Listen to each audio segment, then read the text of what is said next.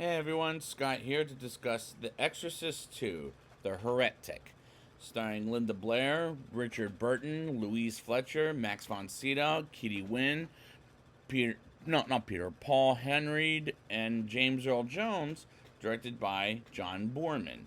Now, before I get into this movie, I must say, the only time I've seen the first Exorcist was back in college, and other than that, and then I've seen it a few times ever since, other than last show. But I'm now in familiar territory, as I've never seen this movie before, as well as the two prequels, as well as the new movie. So I'm in unfamiliar territory, as I'm going to be the newbie on this. So let's get into this movie. We get the opening credits, and the music during the opening credits sounds absolutely painful to listen to in this whole movie, as we open with an exorcism right off the fucking bat with Father Philip Lamont, played by Richard Burton, and the acting in this scene is horrendous. As I'm already 3 minutes into the movie, and continuously his as some of his scenes needed to be in the editing room floor, as the exorcism ends with the demon in the building burning down. And what was the point of that scene? We get Regan McNeil, returned by Linda Blair, going to a school where she sees the psychologist to make her mother feel better after her divorce, career, and the events in the first Exorcist movie. And Regan comes off dismissive, as I don't like returning to the character Linda Blair played tremendously in the first movie. And hell, she got an Oscar nomination for that performance, for Christ's sakes. But unfortunately didn't win the trophy. But here, she comes off horrible in this movie to begin with. Father Lamont visits her school psychologist, Dr. Jean Tuskin, played by Louise Fletcher, and wants to question Regan and test her memories, with Jean reluctantly accepting as she volunteers to go in the machine.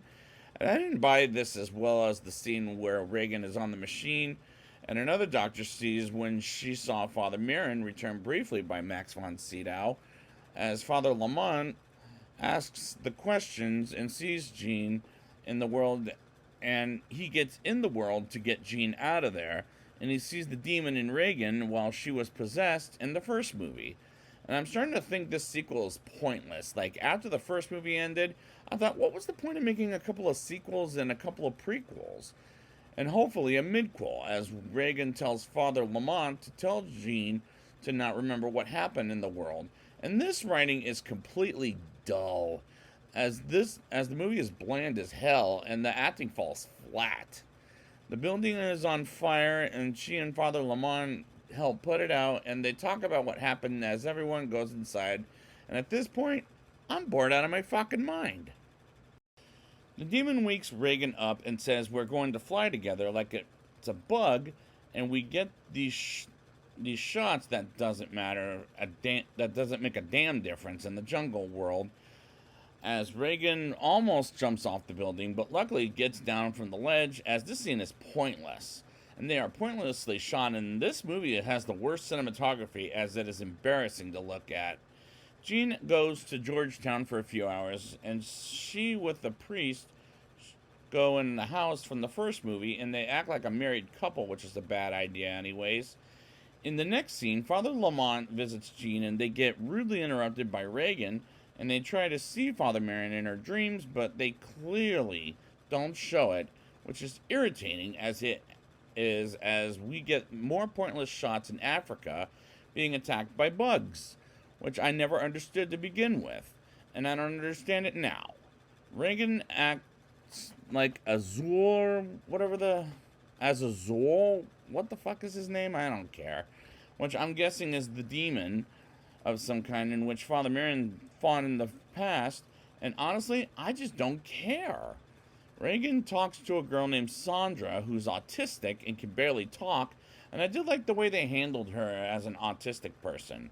I thought it was handled well, and that's the only thing that I'll compliment about this movie.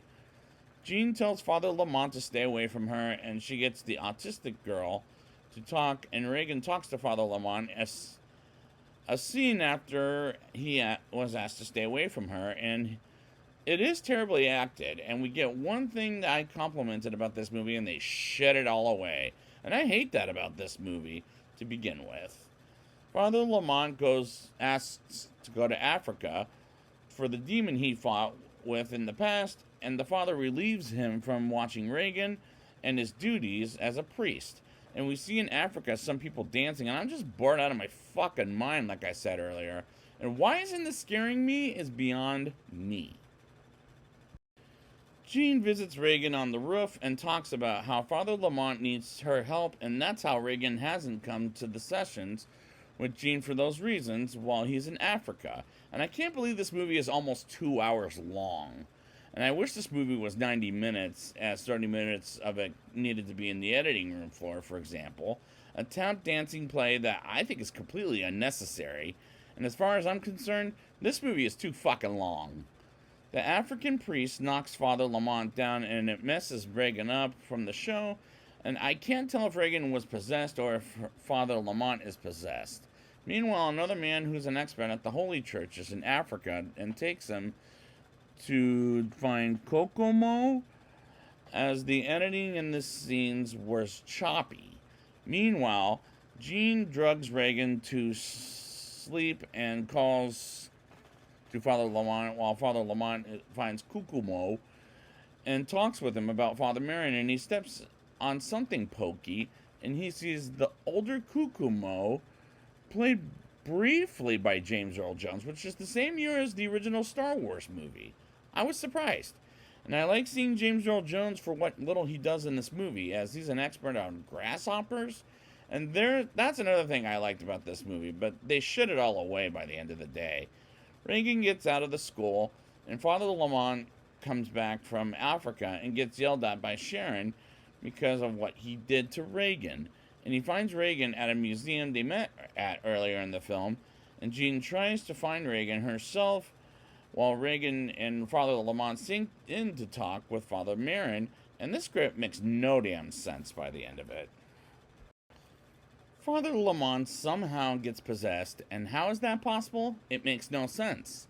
Meanwhile, Father Lamont goes to the train station to Georgetown with him, while Jean and by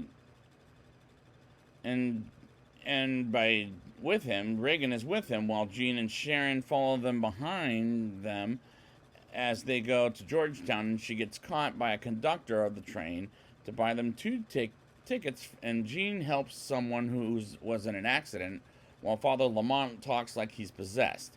And Jean and Sharon take a plane to Georgetown, and Reagan and Father Lamont take a bus to the house, and Jean and Sharon get stopped by a cop who's directing traffic while in a taxi cab. And Reagan and Father Lamont get to the house and at first, so does Reagan, and eventually she goes outside while Father Lamont is in the house dealing with the bugs. And Sharon gets out of the taxi cab while Jean is stuck there, and eventually gets out and gets trapped out by Sharon, and as Father Lamont chooses the demon over Reagan, and the demon tells him to kill her, as he almost does that. There comes a time when Father Lamont stops, which is very unrealistic, as well as it doesn't make sense. While Sharon gets on fire with the house, and again, this is some nonsense bullshit that I can't take any further, but unfortunately I have 13 more minutes of this movie left, as this is unacceptable of a climax so far. Father Lamont kills the demon, and the house breaks apart like in the movie Poltergeist, which will come 5 years later.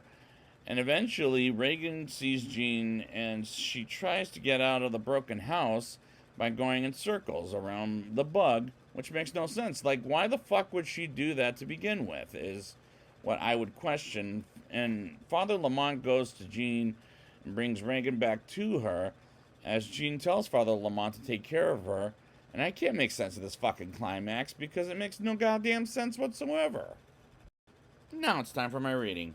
I'll give this movie a 2.3 out of 10.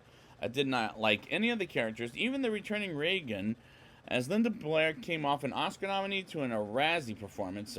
Some of Richard Burton's scenes needed to be in the editing room floor, as his character was pointless. And the score to this movie, with an exception of the main theme music, is horrible to hear for this whole movie. The writing is dull, as this movie is bland as hell, and the acting falls flat. And this has the worst cinematography in any Exorcist film, as this is an ugly looking film. Unfortunately, I just don't care for this film, as this is embarrassing for a sequel to a movie that got nominated for Oscars, including Best Picture and Best Director, where this must have gotten a bunch of Razzie Award nominees. I don't know when that existed, but as I complimented a couple of scenes, and they shed it red at all array, as this is a solid non-recommendation, as I can't believe this is what this series has to offer. And I've got 3 more movies to go until I get to the new movie. I'm not looking forward to this either. So I will be back next time with Exorcist 3. And until then, I'm the devil. Now please, unlock these chains.